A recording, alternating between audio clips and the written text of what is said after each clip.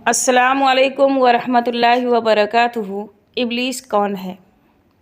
पहले एक शेर सुन लीजिए। था फरिश्तों का मौलवी अजाजिल, था फरिश्तों का मौलवी अजाजिल, जब किया इनकार यूं हो गया जलील। इब्लीस इस्लाम में शयातीन का रहनुमा है। कुरान के मुताबिक इब्लीस को उस वक्त जन्नत से बाहर फेंक दिया गया जब उसने आदम को सजदा करने से इनकार कर दिया था। इब्लीस की असल और फितरत के बारे में बुनियादी तौर पर दो मुख्तलिफ नुक्ता नज़र है। एक, पहले वर्जन पर इब्लीस को जन्नत से निकाले जाने का, और एक आला दर्जे का जिन हुआ करता था जिसे इजराइल कहा जाता था, जिसे खुदा ने ज़मीन के असल नाफरमान बाशिंदों को मिटाने के लिए मुकर्रर किया था, जिनकी जगह इंसानों को ज़्यादा फरमाबरदार बना दिया गया था। मखलूक इब्लीस ने जानशीन बनाने के खुदा के फैसले पर एतराज़ करने के बाद उसे शैतान के तौर पर ज़मीन पर गिरा कर सज़ा दी गई, जैसे शैतान ने एतराज़ किया। मुतबादिल बयान में खुदा ने इब्लीस को सातवें ज़मीन के नीचे आग से पैदा किया। हज़ारों साल तक खुदा की इबादत करते हुए इब्लीस सतह पर चढ़ गया। उसके बाद उसके मुसलसल बंदगी के बदौलत वह तुलू हुआ, यहाँ तक कि वह सातवें आसमान पर फरिश्तों के सोहबत में पहुँचा।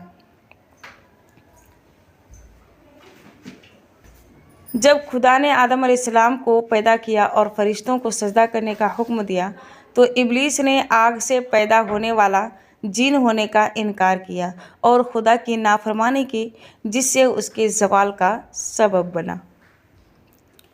शैतान से पहचाना जाता है, जिसे अक्सर रजीम कहते हैं, यानी शैतान रजीम यानी मलऊन के नाम से जाना जाता है।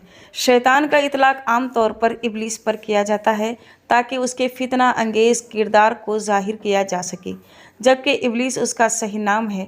कुछ सूफ़ी मुसलमान इब्लीस के लिए ज़्यादा मुतज़ाद किरदार रखते हैं। शरीर पसंद इंसानों को भी शैतान कहा जाता है। मुहावरे के तौर पर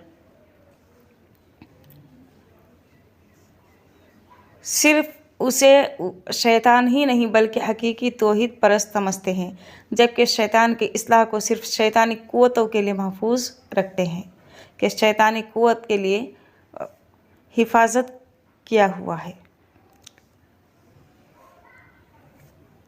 अक्सर उलमा के नज़दीक इब्लीस महज एक मखलूक है, इसलिए वह दुनिया में बुराई का सबब या खालिक नहीं हो सकता। शैतान के तौर पर अपने काम में वह सिर्फ एक फितना अंगेज़ के तौर पर देखा जाता है, जो इंसान की कमज़ोरियों और ख़ुद गर्जी से फ़ायदा उठाता है और उन्हें खुदा के रास्ते से हटाता है और नेक बंदों के दिलों में, हर तरह के बंदों के दिलों में वसवसा डालता है। इब्लीस और उसके साथी शयातीन सिर्फ खुदा की इजाज़त से काम कर सकते हैं। बुराई का वजूद खुदा ने खुद बनाया है।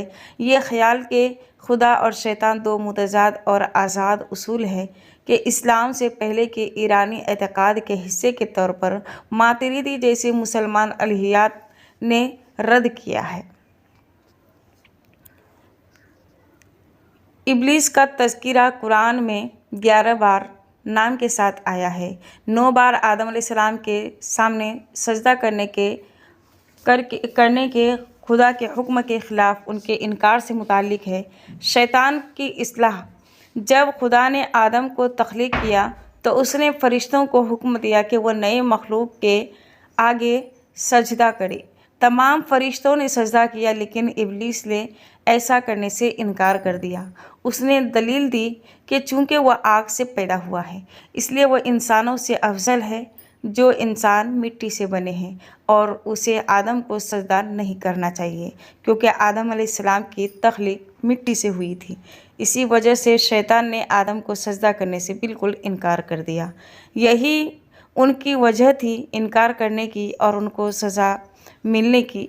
इसी वजह से शैतान जो है हमेशा हमेशा के लिए रांदा गया और जन्नत से निकाल दिया गया और खुदा ताला का नाफरमान ठहरा। एक सजदा न करने की वजह से, खुदा के हुक्म को टालने की वजह से हमेशा हमेशा के लिए खुशगवार जन्नत से और आसमान से निकाल दिया गया। हालांकि वो आसमानों में فرشتوں کے ساتھ رہا کرتے تھے۔ اور پھر اسی دن سے اس نے وعدہ کیا کہ بنی آدم کے ہر گھاٹ پر بیٹھیں گے اور اس کو اللہ تعالیٰ کے خلاف اکسائیں گے۔ فقط والسلام۔